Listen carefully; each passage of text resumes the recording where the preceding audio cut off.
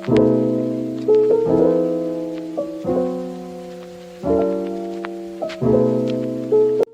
adik-adik, bagaimana kabar kalian hari ini? Semoga tetap sehat dan semangat untuk belajar ya. Kali ini kita akan sama-sama mempelajari materi tentang ekosistem. Khususnya adalah komponen-komponen dari ekosistem. Nah, kali ini kami akan membawa adik-adik dalam petualangan yang menakjubkan ke dalam hutan rimbun yang penuh kehidupan. Mari kita mulai. Pertemuan pertama kita adalah dengan Atia, seorang peneliti alam yang bersemangat, dan Nana, seorang yang tertarik dengan komponen abiotik. Mereka berdua bertemu di dekat hutan yang menakjubkan. Hai Nana, bagaimana pendapatmu tentang menjelajahi hutan? Agar kita bisa mengetahui lebih jelas apa itu ekosistem. Aku pikir itu adalah ide yang bagus, Kak. Aku ingin lebih memahami tentang apa itu ekosistem. Tapi sebelumnya, apakah kakak bisa menjelaskan kepadaku apa itu ekosistem? Jadi, ekosistem adalah komunitas makhluk hidup dan lingkungannya yang saling memengaruhi. Ini mencakup semua tumbuhan, hewan, mikroorganisme, serta faktor-faktor non-hidup seperti tanah, air, dan juga iklim.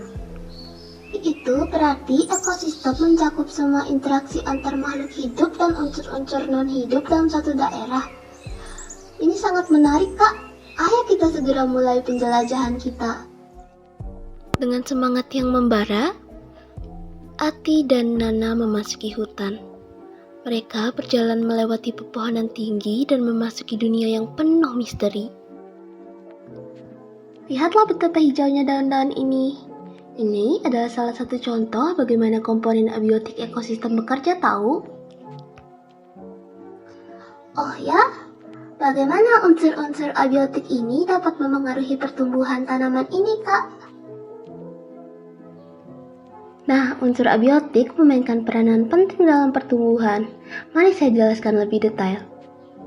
Pertama, mari kita bicara tentang iklim. Iklim termasuk suhu, curah hujan, dan banyak faktor cuaca lainnya.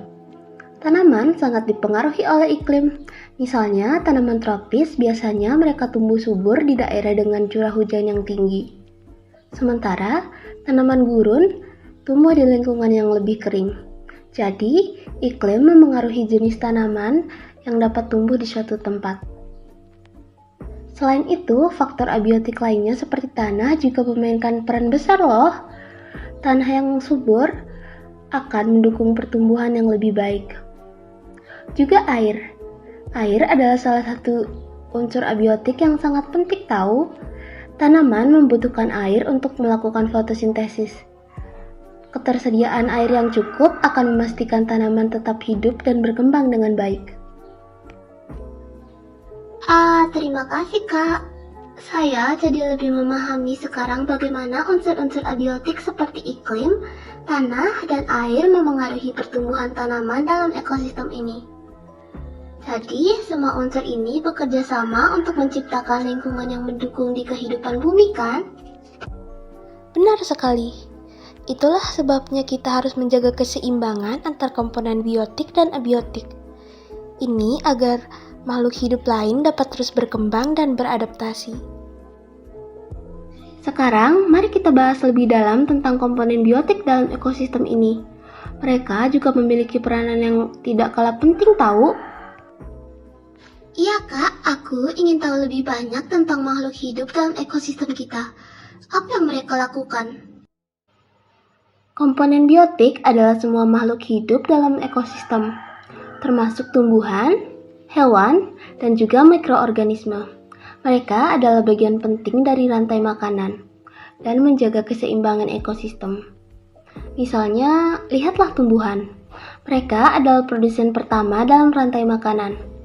Tumbuhan ini kemudian menjadi sumber makanan bagi hewan pemakan tumbuhan.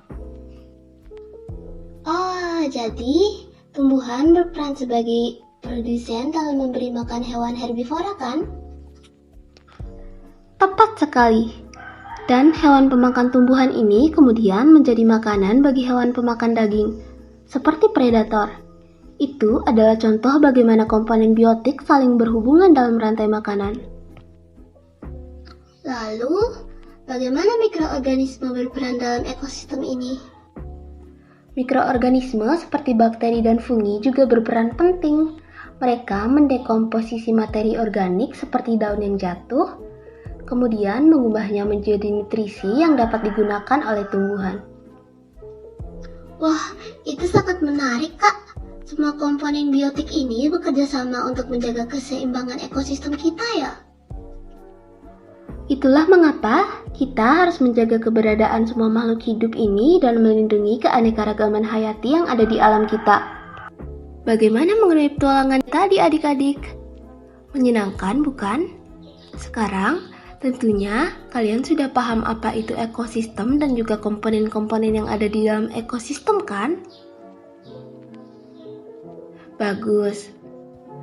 Demikianlah petualangan kali ini mengenai ekosistem dan juga komponennya.